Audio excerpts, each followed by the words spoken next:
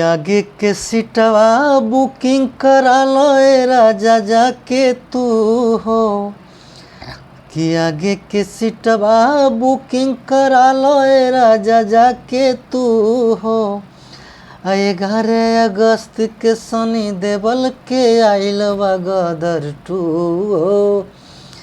11 अगस्त के सनी देवल के आइल बा गदर 2 हो कि जौवन कवन मूवी में देखलू देखे के मिली हो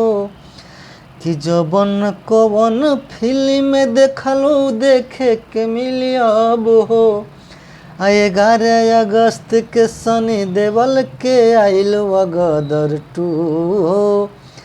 11 अगस्त के सनी देवल के आइल बा गदर 2 हो सुनतानी फिल्म बड़ी अच्छा बा हो कि सुनतानी फिल्म बड़ी अच्छा बा हो पूरा देश में छा गइल पकावा हो अरे देखे खातिर देवरवा बड़ी मुँह अब फुलाइल हो देखे खातिर देवरवा बड़ी मुँह अब फुलाइल हो